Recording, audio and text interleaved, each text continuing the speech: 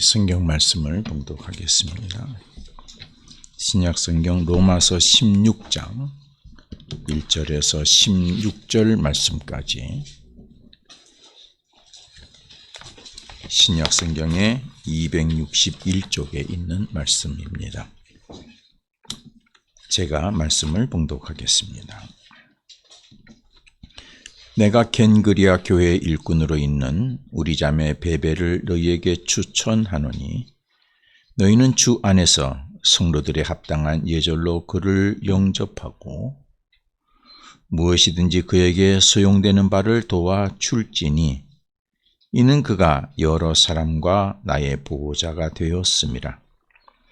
너희는 그리스도 예수 안에서 나의 동력자들인 브리스가와 아굴라에게 문안하라. 그들은 내 목숨을 위하여 자기들의 목까지도 내놓았나니 나뿐 아니라 이방인의 모든 교회도 그들에게 감사하느니라. 또 저희 집에 있는 교회에도 문안하라. 내가 사랑하는 에베네도에게 문안하라. 그는 아시아에서 그리스도께 처음 맺은 열매니라. 너희를 위하여 많이 수고한 마리아에게 문안하라. 내 친척이요 나와 함께 갇혔던 안드로니고와 유니아에게 문안하라. 그들은 사도들에게 존중이 여겨지고 또한 나보다 먼저 그리스도 안에 있는 자라. 또 주 안에서 내 사랑하는 암볼리아에게 문안하라. 그리스도 안에서 우리 동역자인 우르바노와 나의 사랑하는 스다고에게 문안하라. 그리스도 안에서 인정함을 받은 아벨레에게 문안하라. 아리스토볼로의 권석에게 문안하라. 내 친척 헤로디온에게 문안하라. 나가스의 가족 중 주 안에 있는 자들에게 문안하라. 주 안에서 수고한 두루베나와 두루보사에게 문안하라. 주 안에서 많이 수고하고 사랑하는 버시에게 문안하라. 주 안에서 택하심을 입은 루포와 그의 어머니에게 문안하라. 그의 어머니는 곧 내 어머니니라. 아신그리도와 블레곤과 헤메와 바드로바와 허마와 및 그들과 함께 있는 형제들에게 문안하라. 빌롤로고와 율리아와 또 네레오와 그의 자매와 올룸바와 그들과 함께 있는 모든 성도에게 문안하라. 너희가 거룩한 입맞춤으로 서로 문안하라. 그리스도의 모든 교회가 다 너희에게 문안하느니라. 아멘.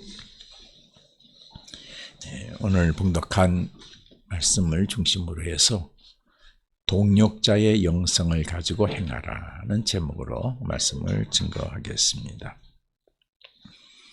오늘 본문에는 여러분들 같이 봉독하셨을 때 느꼈겠습니다만 바울이 로마 교회 교인들에게 누구누구를 문안하라.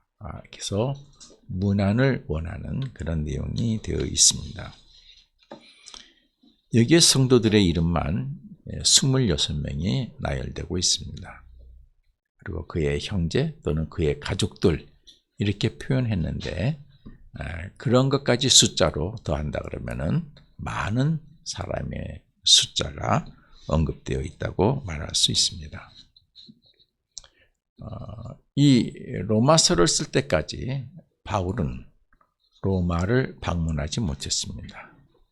그래서 바울이 아직까지 한 번도 로마를 방문한 적이 없는 것을 생각하면은 참으로 이례적인 내용이라고 말할 수 있습니다. 그리고 바울이 오늘 본문에서 문안하는 사람들에 대해서 특별한 수식어를 붙여서 소개하기도 했습니다. 여러분 한번 보십시오.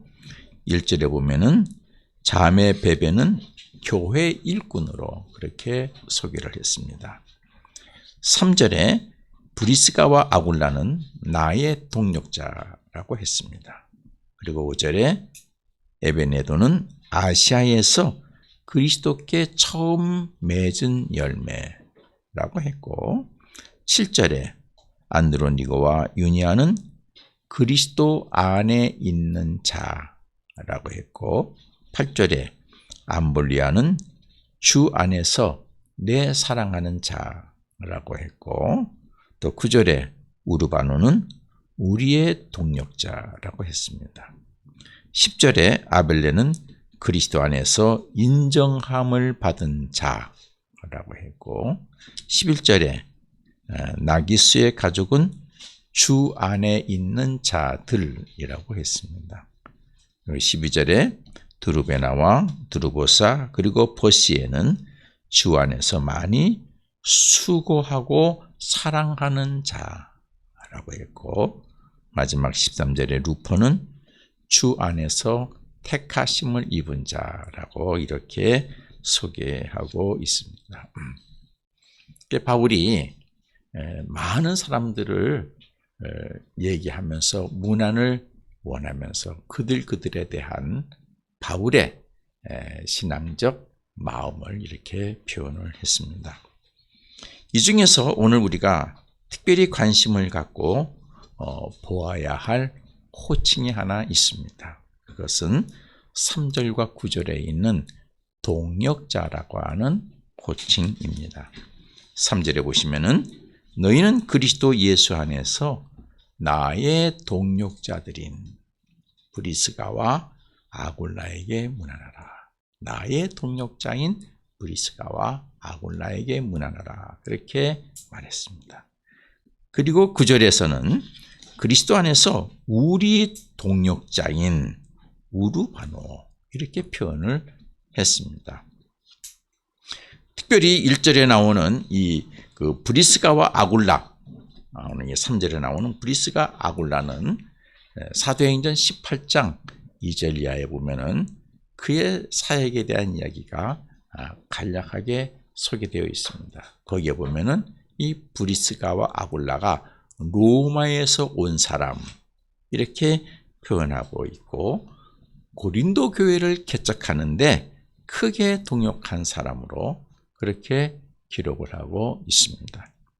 특별히 오늘 본문 5절에 보시면은 이러한 표현이 있죠. 또 저희 집에 있는 교회에도 문안하라 그랬어요. 이 브리스가와 아굴라에게 문안할 때에 저희 집에 브리스가와 아굴라 집에 있는 교회에도 문안하라 그랬어요. 그래서 유치해 보면은 이 브리스가와 아굴라가 고린도 교회 개척하는데도 크게 헌신했지만은 로마에서도 자기 집을 교회로 제공하는 그런 헌신과 섬김이 있었다는 것을 우리가 유치해서 알 수가 있습니다.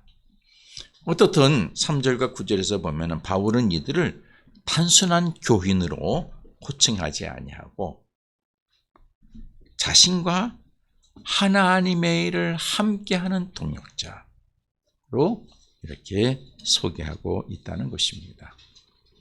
여러분 동역자라고 하는 단어를 사전에서 찾아보면은 이렇게 설명하고 있습니다. 하나님의 일을 함께하는 사람 이렇게 표현하고 있습니다.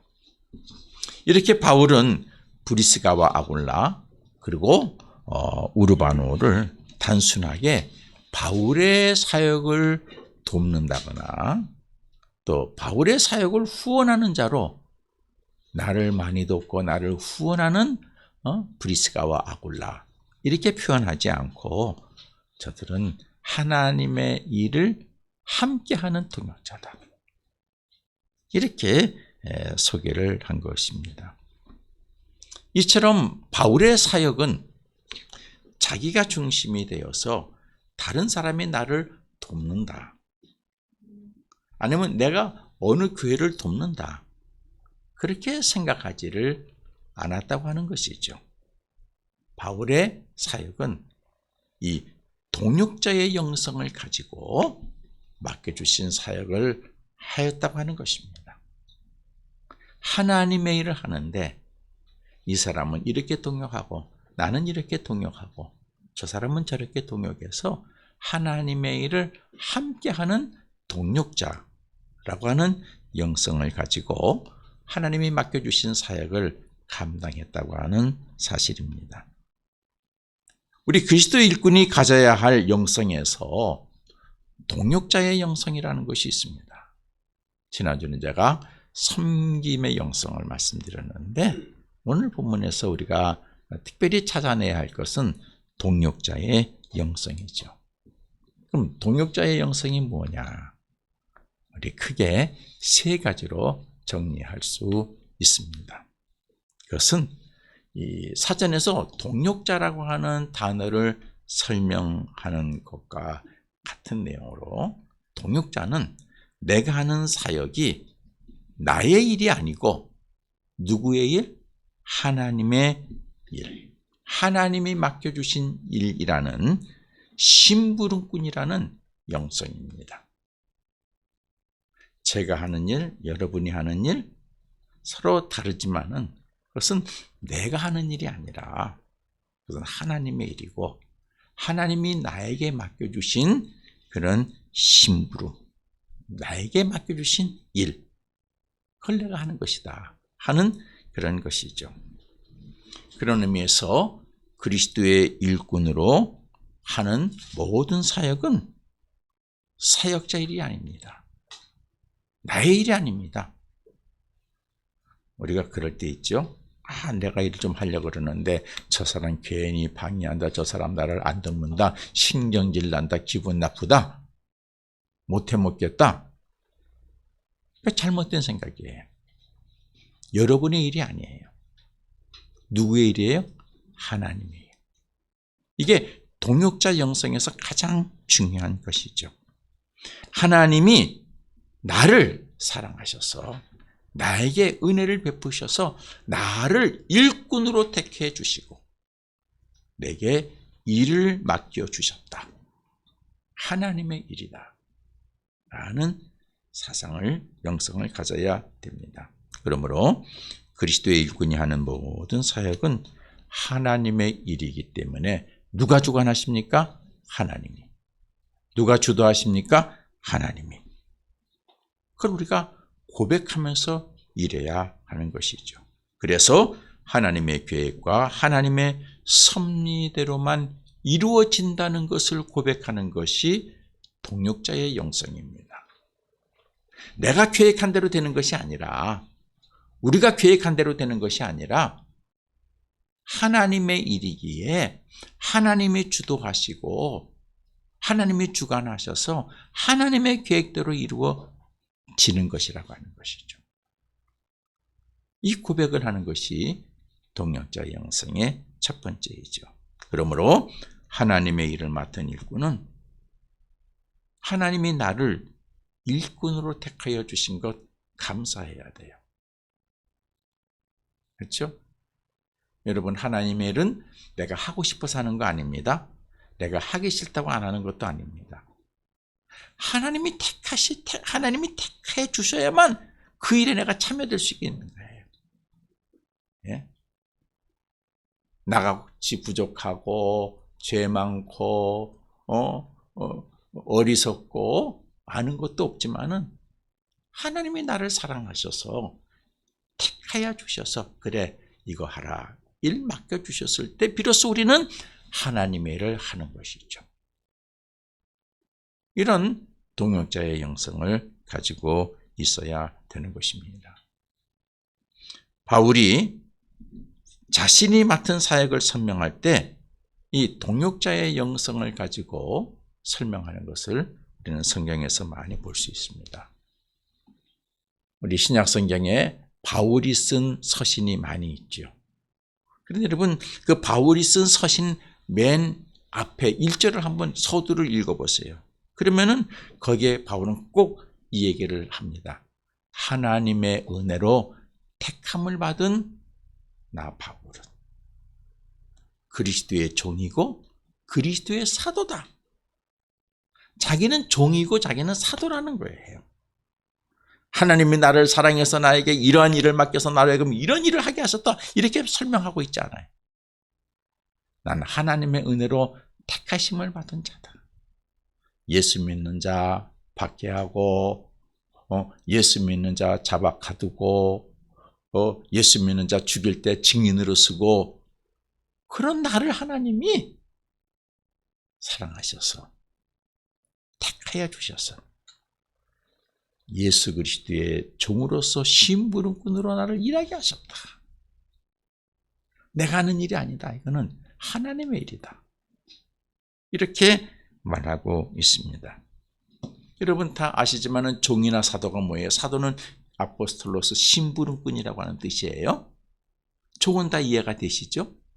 여러분 종이 자기 생각으로 일하면 됩니까? 안 돼요. 주인 생각으로 일을 해야 돼요. 그렇죠? 심부름꾼은요.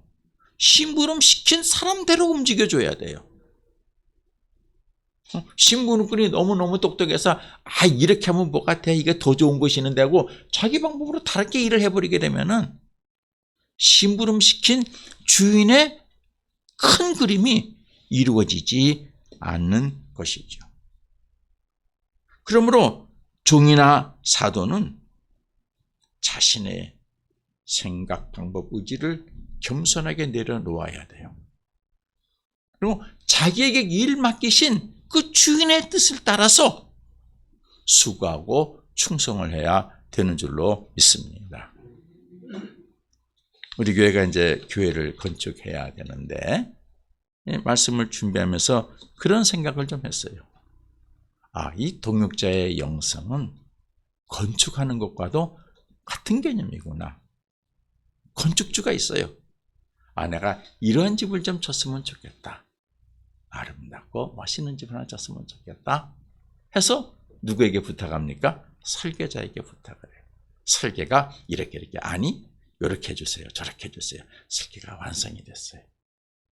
그래서 그걸 할 수 있는 인부들을 불러 모아가지고 일을 시킵니다. 그러면요 거기에 머리가 좋고 아이디어가 많고 그 다음에 좋은 디자인을 가지고 있는 사람이라도 그들은 다 어떻게? 자기 생각은 내려놓고 설계에 있는 그대로 건물을 지어야 되는 줄로 믿습니다. 그리고 설계사는 감리하죠. 제대로 그렇게 했는지 안 했는지 감리해요. 그런데 여기도 똑똑한 사람이 있는데 이거보다는 이게 더 좋다 그러고 이렇게 또 물 하나 붙여서 지었어요. 그럼 나중에 어떻게 해요? 헐어버려야 돼. 헐어버려야 돼. 여러분 동역자는 무엇이냐? 설계를 하고 감리를 하고 일하는 인부들이에요. 여기는 주인의 뜻에 맞게끔 움직이면 되는 거예요. 동역자의 첫 번째 영성은 그러한 것입니다. 내가 하는 사역은 내 일이 아니라 내가 하나님의 은혜로 택하심을 받고 일꾼으로 택함을 받고 그렇게 이렇게 하라 저렇게 하라 맡겨주신 일을 하는 심부름꾼이다. 는 고백을 갖는 영성. 이것이 동역자의 첫 번째 영성입니다. 동역자의 두 번째 영성은 하나님께서는 나에게 맡기신 일을 나 혼자 하게 하시는 것이 아니라 다른 사역자와 함께 하게 하신다는 것을 아는 영성입니다. 여러분 오늘 우리가 예배를 드리고 있어요. 나 혼자 이걸 하고 있습니까? 아니에요. 이 예배를 드리기 위해서 동역한 사람들이 많이 있어요. 우리 주보를 만들어주는 사역자가 있고요. 또 이렇게 저렇게 또 같이 주변하는 사역자가 있고요. 예배 자리를 마련하는 사역자가 있고요. 또 촬영을 하는 사역자가 있고요. 이게 같이 하는 거예요. 누가 잘난 거 없어요. 누가 위고 누가 아래가 없어요. 동역자는 같이 함께 섬기는 것이에요. 나 혼자 하는 것이 아니에요. 근데 거기에서 누가 하나 주도하려고 그러면은 동역은 깨지는 거죠. 그렇죠? 동역이 깨지는 거예요. 높고 낮음이 없어요. 귀하고 천함이 없어요. 크고 작음이 없어요. 여러분 우주에 쏘아 올린 우주선이 작은 나사가 없으면 어떻게 해요? 가다가 폭발해버리는 거예요. 작은 나사 하나라고 소홀히 여겨서는 안 돼요. 다 중요한 거예요. 동역자의 영성에서 두 번째는 그런 것을 아는 것입니다. 하나님께서는 하나님의 일을 맡기실 때 결코 혼자 하게 하시지 않는다는 걸 여러분 아시기를 바랍니다. 성경을 읽어보세요. 결코 혼자 하게 하지 않으셨어요. 모세가 아무리 능력이 많아도 모세 혼자 하게 하셨습니까? 아니에요. 바로 왕 앞에서 얘기할 때는 누구를 붙여서 동역하게 했어요? 아론을 붙여서 그게 말하게 했어요. 또 아론이 혼자 가서 말할 수 있나요? 아니에요. 말하는 내용은 누구를 통해서 줬어요? 모세를 통해서 줬어요. 여러분 성경을 더 읽어나가시다 보게 되면은 그런 얘기가 있어요. 호렙산에서 하나님이 모세에게 새 언약을 주시고 그 다음에 그들을 가나안 땅으로 이끌게 하실 때 너 모세 혼자 하지 마라 그랬어요. 70명의 장로를 세우게 했어요. 그들과 함께 동역하게 했어요. 결코 하나님은 일을 맡기시고 혼자 하게 하지 않는 걸 여러분 아시기를 바랍니다. 여러분 혼자 하려고 하는 마음을 가졌으면은요, 내 생각대로 하고 싶은 마음을 가졌으면요, 회개하세요. 그건 하나님의 일을 하는 사람이 아니에요. 자기 일을 하는 사람이 아니에요. 자기 일을 하는 사람이에요. 하나님은 동역하게 하시는 거예요. 우리가 좀 부족하다고 생각하는 자도 중요하게 여기는 거예요. 이스라엘 군대가 르비딤에서 아말렉 전투를 할 때에 군대를 내보냈죠. 그렇다고 모세는 집에서 쉬게 했어요? 잠잤겠어요? 예? 어디 가서 술 먹겠어요? 아니에요. 산에 올라가서 기도로 동역하게 했어요. 그렇죠? 전쟁 끝날 때까지. 또 기도로 동역하게 할 때에 하나님이 혼자 보내셨어요? 아론과 훌을 같이 보내서 또 기도하는 그 모세를 같이 동역하게 했어요. 예수님도 제자를 파송하실 때 누가복음 10장에 보게 되면은 70명을 파송하실 때 혼자 가서 일하게 안 했어요. 둘씩 하게 했어요. 동역하게 했어요.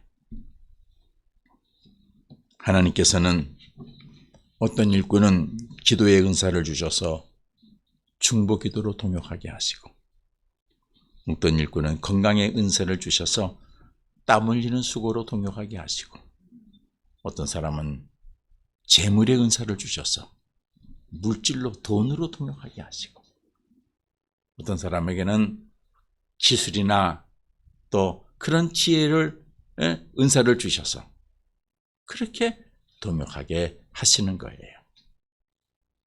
우리 해림교회가 교회 건축을 해야 되는 큰 과제 앞에서 지금 열심히 노력하고 있어요. 그래요. 저 혼자 합니까? 아니에요. 여러분이 기도로 동역하시잖아요. 그렇죠? 네. 많이 힘들 때도 있어요. 그래서 제가 우리 교육자들이 그런 얘기해요. 그러니까 힘든 거 다 같이 힘들면 너무 힘드니까 나 혼자만 힘들고 다른 교인들은 기도를 열심히 동역해서 같이 하나님의 뜻을 이루는 것이다. 어떻게 다 같이 힘들어요? 다 같이 어려워요? 아니에요.